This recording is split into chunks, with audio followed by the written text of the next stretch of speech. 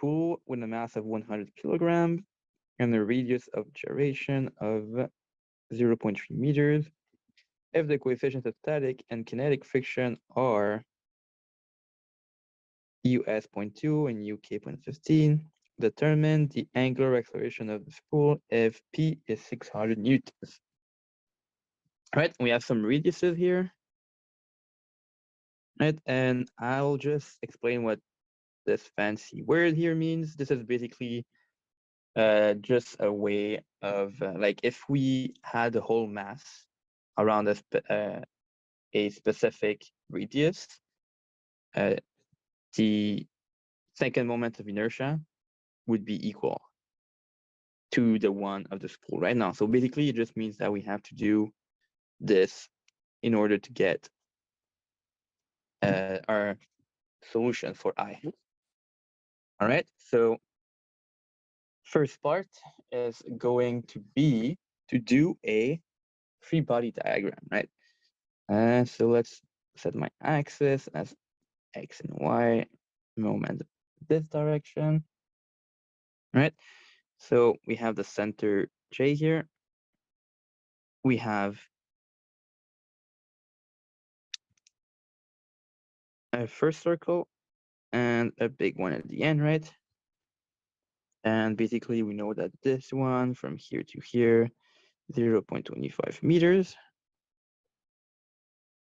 right? And from here to here, at the bottom, 0.4 meters. And we have the force P acting here. Okay, all right. And let's not forget, we also, in the other direction, we have Fj pointing down, right? We also have the friction force. That's going to be pointing probably this direction, right? And then we also have a normal force down here. All right, so that makes a lot of little things over each other. Okay, all right. And now we do just Newton equations, right? So sum of forces in the x direction, we get that P minus F of S equals m acceleration of the center of mass, the x component, right? Then the sum of forces in y, we know that minus Fj plus F of n. So F of n being the normal force, I just said as n here at the top. It's going to be equal to 0. So n equals Fj, which equals mj, which is 100 times 9.81 equals 981 newtons, right? And then I want to do the moment around the center of mass. So sum of moment around the center of mass, which is J, right? So I have P at 1.25 meters away, right? Going clockwise. Similarly, F of S is going to be going clockwise at 0.4 meters, right? And this is going to be equal to the second moment of inertia times alpha. All right, and now we can, from the first part here, I can say that F of S equals P minus M and the acceleration in the J, the G axis, right? So I plug this in here, and I'll get minus 0.25 P minus 0.4 P minus MAGX equals I alpha, which just becomes minus 0.65 P minus 0.4 MAGX equals I alpha, right? And at this point, I know that I equals KJ, right? Squared. is 100 times 0.322, which is just 9, right? Which is a kilogram meter squared, I believe. Right, and then, yeah, and now we still need an extra equation, right, to relate these two unknowns. We're gonna use a similar equation that we used before in a previous problem, right, for the relative motion, which will basically be that I have my point J here, I have my ball, I have the point A here, and I want to have the relative motion of J depending on A, and we're gonna assume static friction, right? So how this will look like is that AJ, sorry, here we go, A of A, alpha cross R, J from A, plus omega cross omega cross R, G from A. So I use a formula for the change of reference for a rotating axis, but everything will just cancel out at the end of the day.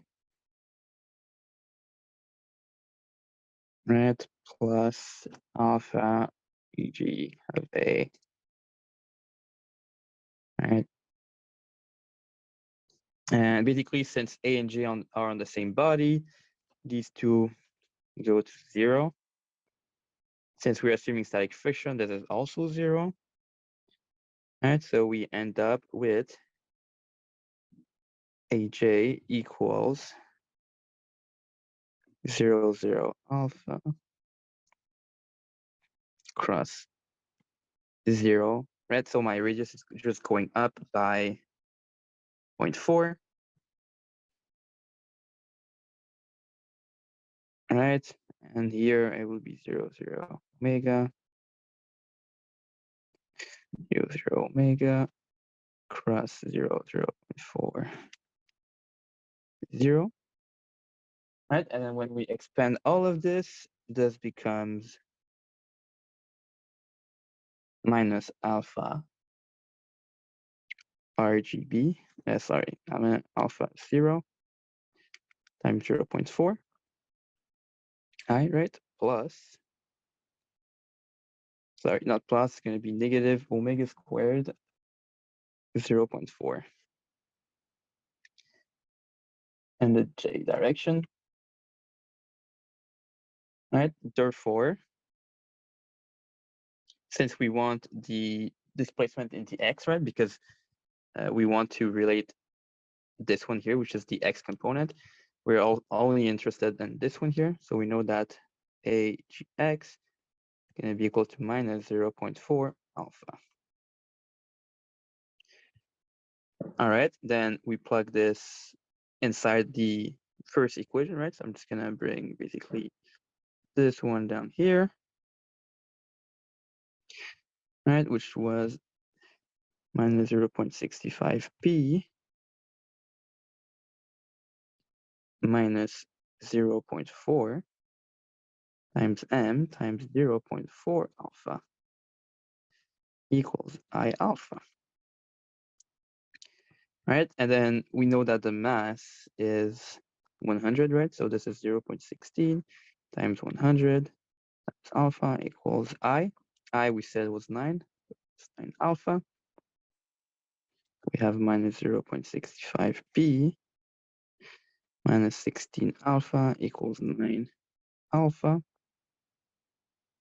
Yeah, so here it's going to be careful with the signs, right? Because I have a negative here, but here also, oh yeah, so this one here, it'll be careful because these two signs cancel out, right? So that's why when I put it here, I have a negative that goes in the front. And then as I go down, I get this, right? So I'll have minus 0.65p.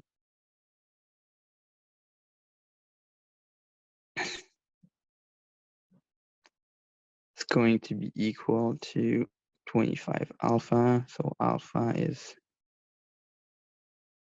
over 25, which here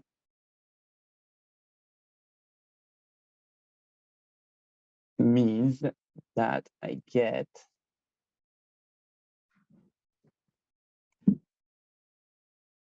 minus 0.65 times p, right, which was 600 newtons divided by 25, which gives a final answer of minus 15.6 radian per second squared. All right, and this negative sign basically means that it is going to be clockwise, which makes sense, right? Because we are making this thing rotate, and we're pulling it this way, right? So this thing's going to rotate in this direction, which is clockwise. So our sign makes sense. All right. And basically, I think this is what the question asks of us. Yep. One extra thing we can do is to make sure that the maximum friction coefficient. So using the friction coefficient, we find the maximum static friction that could be provided, and we make sure it doesn't go above what we have right now. Right. So the first thing to do will be to find what is our friction force, right? Which is this equation here, right? So we could do F of S equals P, which is 600 newtons minus the mass, which is 100, times the acceleration, right? Which we found was minus 0.4 times alpha. Right, here I'm not gonna put the minus, right? Because contrary to the previous one, I'm just interested in magnitudes. So these equations here, I am putting the signs manually of where they're going, right? And this one here, I know that this basically is just the magnitude, so it has to be the absolute value of the acceleration. And so I get a final value of 600 minus 100.4 times 15.6,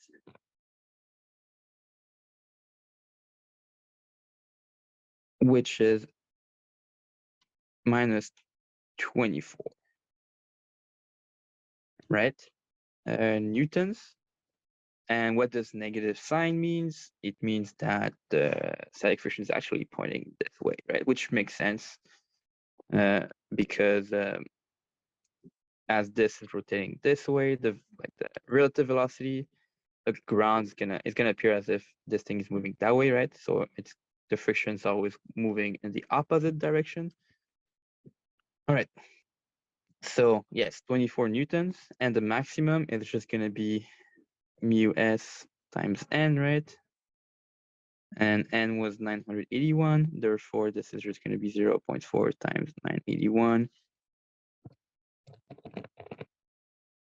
Sorry, 0.2 times 981, which is 196.2 newtons. Therefore, this thing makes sense, right? Because the force